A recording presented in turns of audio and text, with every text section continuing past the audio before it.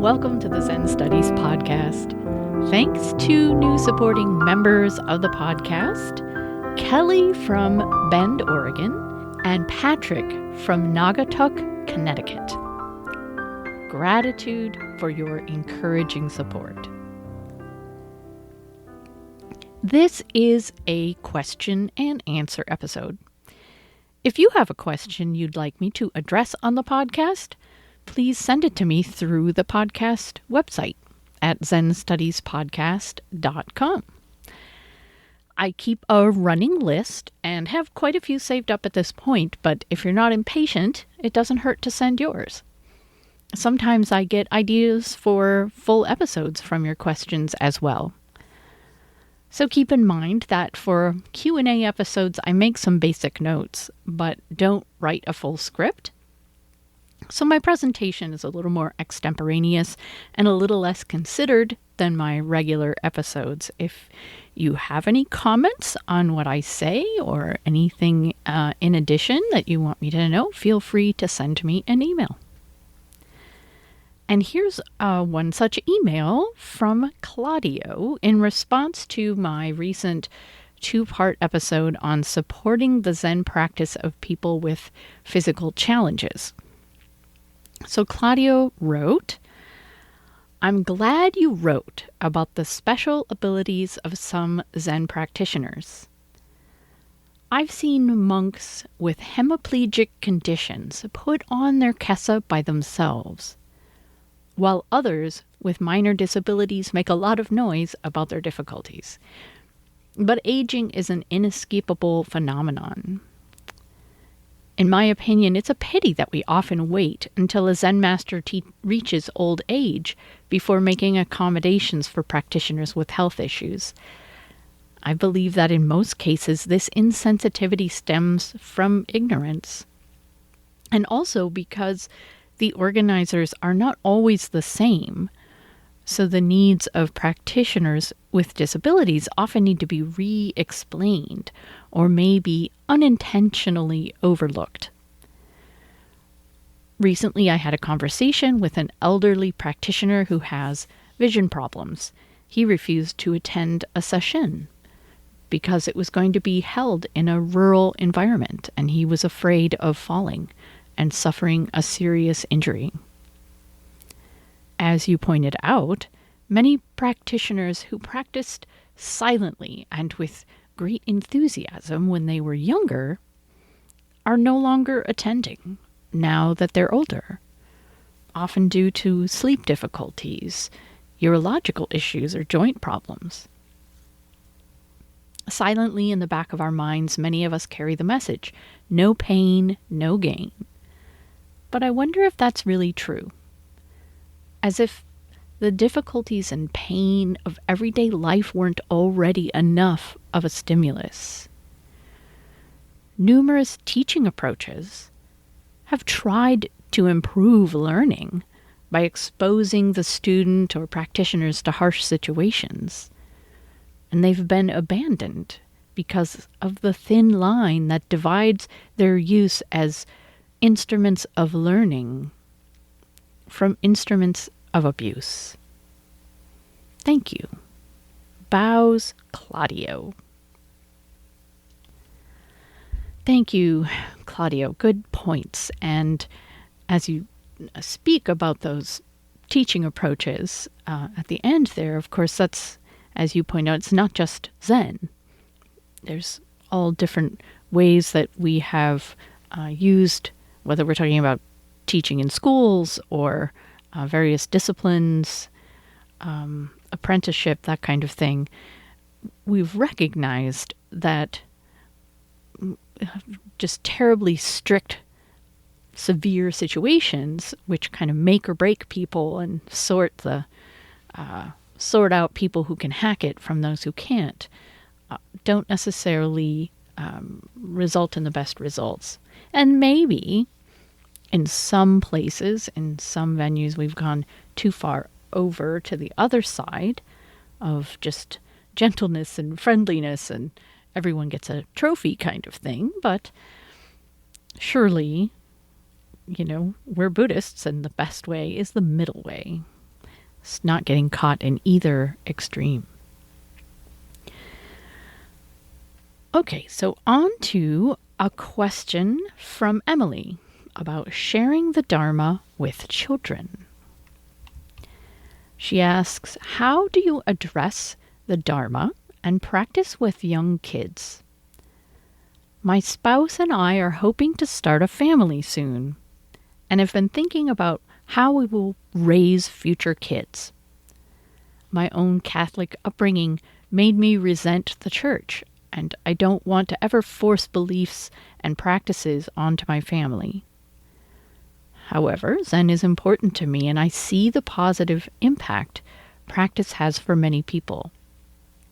Are there any resources you would recommend about a developmentally age-appropriate Zen practice for young children? How much should they be involved? For example, should a 5-year-old sit shikantaza? So, thank you for this question, Emily. It's a big question and a tricky one. Zen communities often don't include kids, and in the sense that in the West, primarily, convert communities, if you will, people who've chosen to practice Zen. And it's not a cultural thing, right? They didn't grow up in it with their families. These communities often don't include kids, primarily because, we're just sitting there silently or talking about really boring stuff, and kids wouldn't enjoy it, and they would be disruptive to what we were trying to do. But some communities are trying, once they get to a kind of a sustainable size and they actually have people in the community who have kids. And the ones that do find ways to fold kids successfully into the fabric of the community. Of course, that means broadening the idea of Sangha and its activities, including celebrations and meals and working together and various kinds of events, unlike maybe silent meditation where some disruption and the general chaos that kids bring is okay. And really, this is how culturally Buddhist communities do it. Rarely in cultural Buddhist communities, those either in Asia or those cultural communities that have come to the West, and it's mostly Chinese or Vietnamese or Southeast Asian folks, they don't pull the practice, that is meditation and study, out and focus just on that the way that convert communities tend to do, right? There's various Buddhist holidays throughout the year that they celebrate. They come together as a community for various other things where it's natural to include kids. So kids just end up being around the practice. But really, I think whatever kind of community, the choice to practice is never forced on anyone. And a youth can come to it later if they want. So the ideal situation is where the kids get exposure, but it's light-handed, letting kids see, witness, take part as much as they want. And when it comes to practicing at home, right? Because many people don't live near a community, or if you do live near a community and practice with a Sangha, it may or may not have anything for children. So when you're practicing at home, I've heard about parents just leaving the door open when they sit.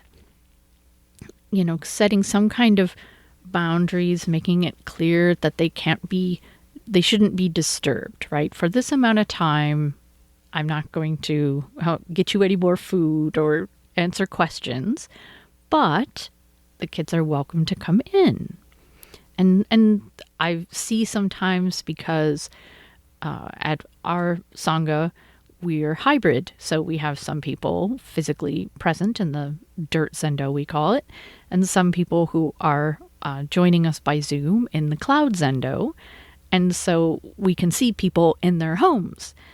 And sometimes it's a parent and you'll see their kid come bouncing in and sit on their lap for a while. And the other day it was really, really cute when a little girl was coming up to the camera and making faces into the camera. So everyone else was sitting zazen, and ideally we face a little bit away from our computer screens, so some people may not have noticed.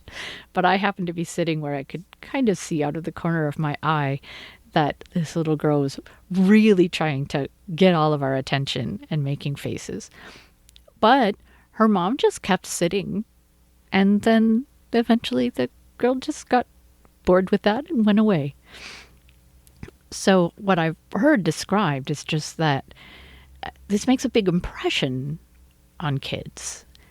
I really remember, and they get curious. They get curious just a little bit at a time, right? So no one has to sit down and lecture them and all that about why this is happening and why it's important or anything, but just having imprinted on their parent, making space for zazen, space for silence and meditation is really important. And then in terms of resources, I just put a link to a document called Sharing the Dharma with Children on the Zen Studies podcast website. So I will link to it from this episode page. And I also put a link to it under resources on the podcast website. And this is a manual that I helped compile and write when I was at Dharma Rain Zen Center. And that's where I trained. And Dharma Rain is older and bigger than my Zen Center and has for a long time had a children's program. So for a very long time. And my teacher, Gyokiko, designed it and really she did not want this to simply be daycare, right, while the adults go off to practice. She wanted this to be Dharma for children. So we called it Dharma School. And over the years, it evolved, age-appropriate teachings. Kids are broken up into, age-appropriate groups. There's wonderful songs. The songs are perhaps the best teaching mechanism because they're very clever and fun, but then they're also teaching the Dharma at the same time. And sometimes, I will recite a song in my mind to recall a Dharma teaching. Why don't you try a little paramita? There's nothing sweeter than a little paramita. So that song, and amongst others, are by a composer, singer named Nat Needle. That's Natneddle. And you can buy his music online. And he has a bunch of really clever, fun Dharma songs. And so in Dharma school, there's stories, there's crafts, there's simple lessons, and it's all very, it's in a Buddhist environment. It mentions those things, but there's definitely no catechism, if you will. And there's no assumption that any of these kids will become Buddhist.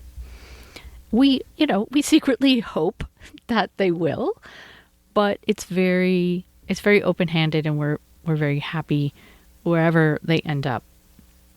And later on, just like how the cultural Buddhist communities find ways to keep their kids engaged, including, festivals that involve dancing and, big dragon puppets and athletic things and all that.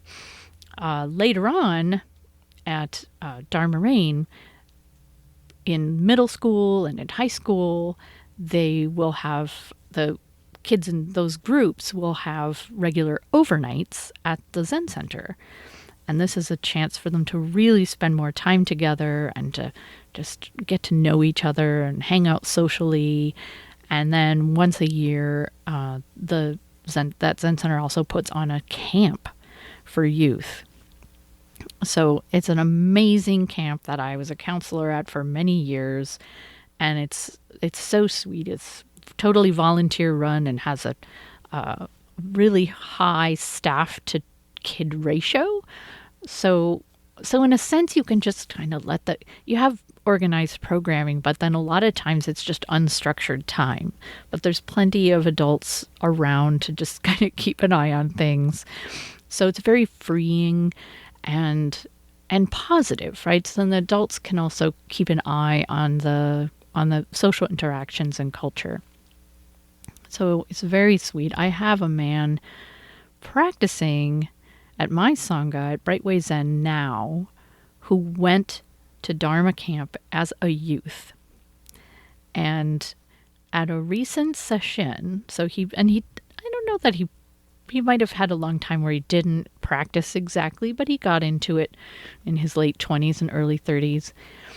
And at a recent session he attended with us, his first one, he said he realized that since that camp experience, he had not experienced such belonging and acceptance anywhere.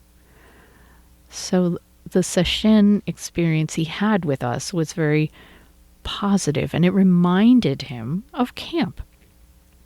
I mean, camp was nothing like session in the sense that at camp, the only thing in the morning, you had to get up at, 7:30 in the morning or something, very early for a kid, right? And the first thing you do is go to the meditation hall. And basically the only rule is that you have a square meditation mat and you just have to stay on that mat and not touch other people and not make noise. So some kids would get in there early and they would sit still. Some were squirming around and pressing the edges of the rules, but it was very hilarious to just sit quietly and look around that kid Zendo. And we sat, I think, for 20 minutes. So I hope at Brightway Zen we can develop a children's program. But meantime, there is much that is helpful in that manual that I linked to. And there are many ways that parents, maybe we can make a parent group, because parents come up with many clever things. I had one woman who said there was a little kind of quiet spot, a little meditation corner in their house. So, it wasn't a timeout so much as just like there might be a gentle suggestion that it might be time to go and just be quiet for a little bit. And the parent said when they themselves would sometimes get overwrought, the kid would suggest that they go spend some time in the meditation corner. Okay, so on to a question from Neil on mindfulness and digital media. So Neil says, I feel like the best time for me to practice mindfulness while at work is when I take breaks. My intent is to just sit and eat my meal or snack and try to do this as mindfully as possible. The problem is I have a conflicting desire to look at my phone. I have a manual labor job and no work email account, so I can check my emails and the news, etc. I realize that when I do this, I check out, making it very difficult to have a mindful state of mind. I wonder if you have any advice. Should I just go cold turkey and not look at my phone at all? Or maybe try a more moderate approach, like eating my meal and then looking at my phone? Also, in a related question, is it even possible to be mindful while looking at social media, checking email, etc.? So, in answer, each of us, of course, has to experiment and find out what works for us as we're trying to change habits, be more mindful.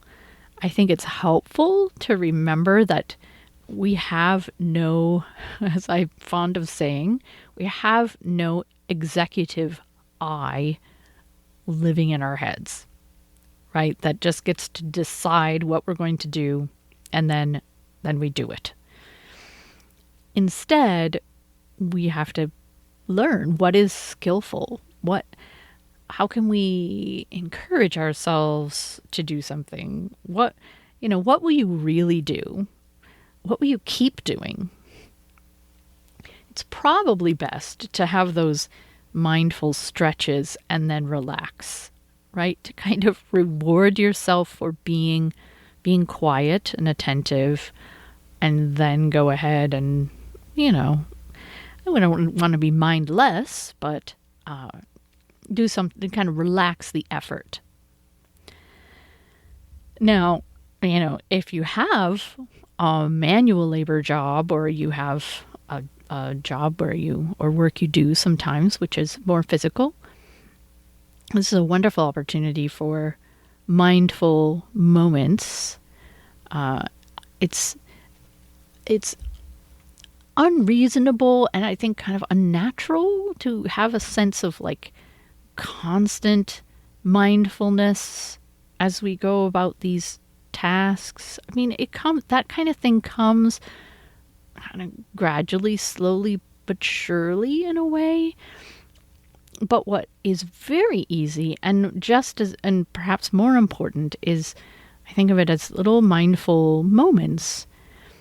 And I find it it's helpful for them to be at kind of moments of transition, right? When you're picking something up, when you happen to notice particular movement you're making, when you put your hand on a doorknob and you're going through a door, or you're just about to start a machine or use a tool.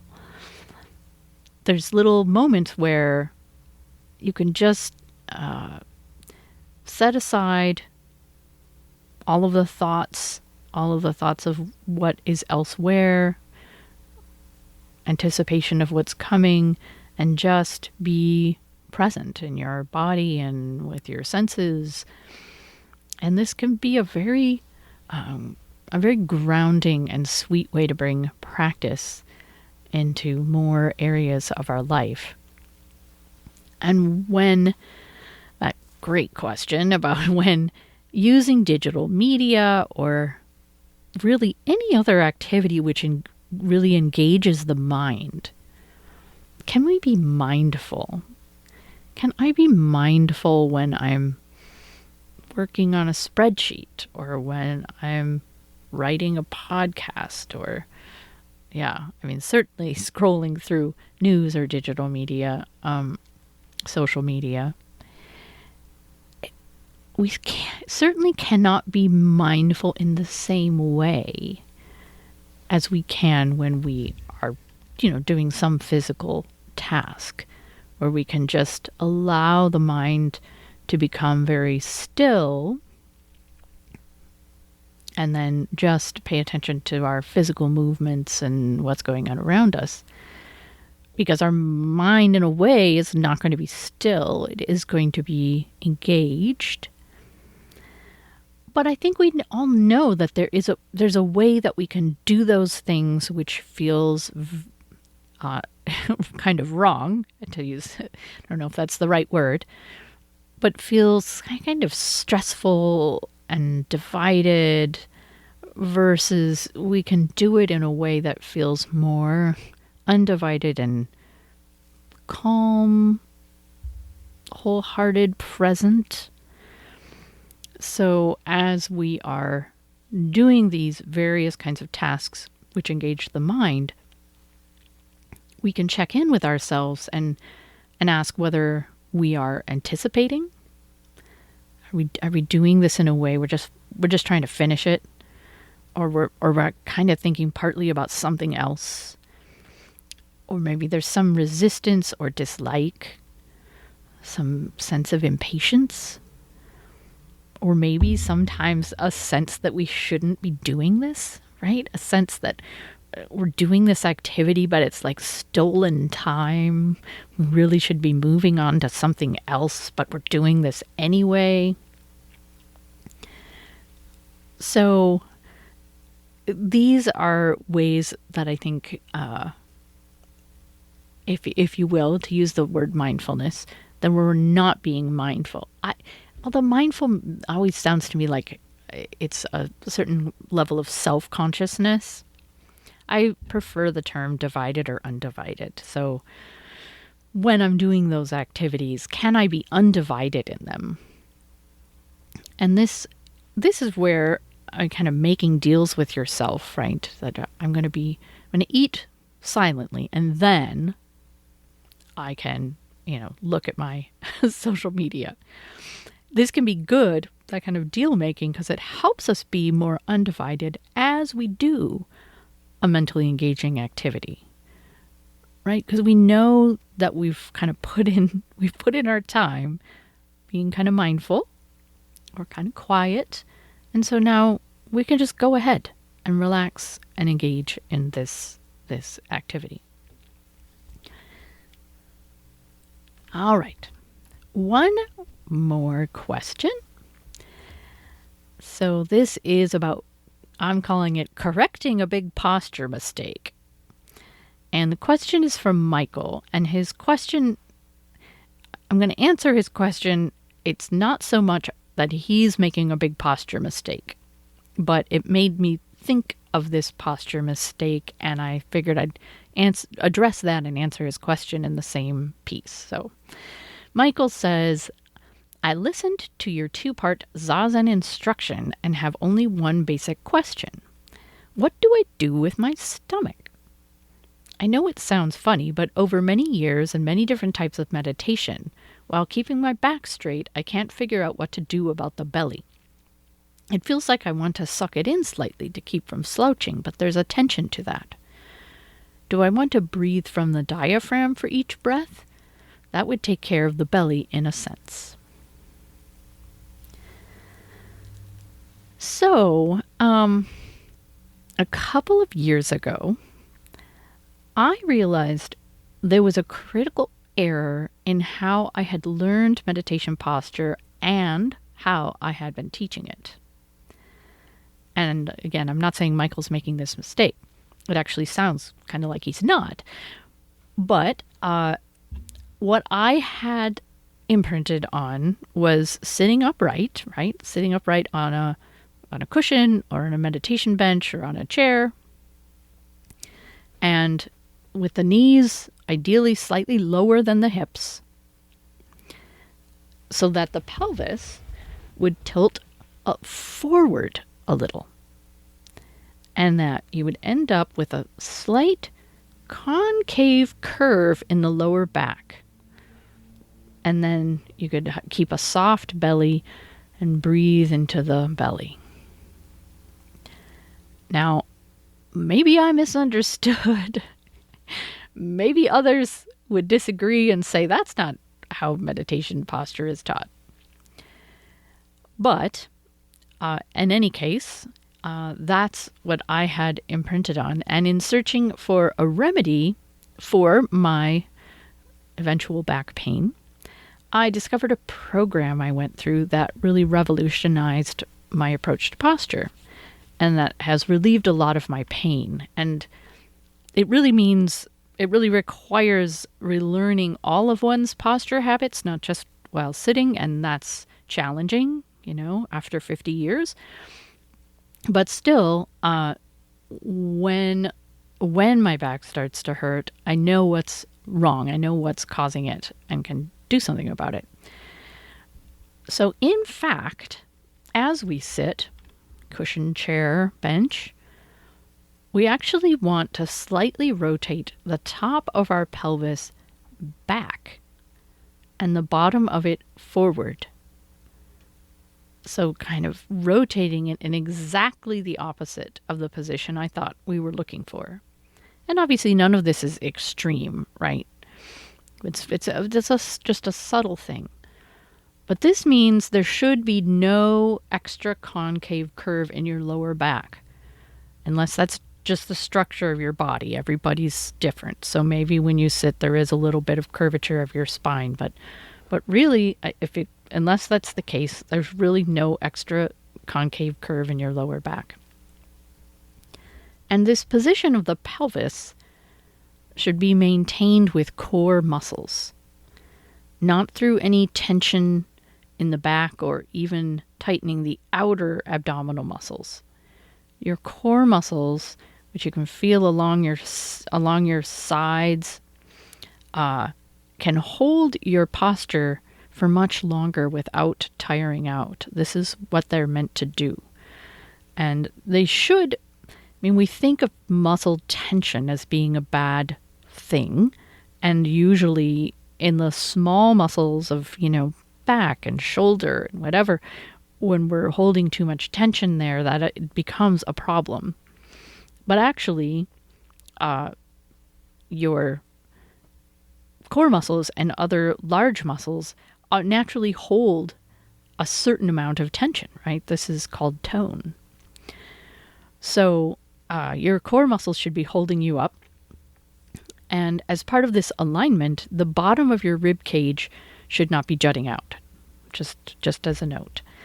And when your core muscles are engaged and you breathe in, your belly should not be moving in and out. You should feel increased pressure and a sense of expansion throughout your entire lower body.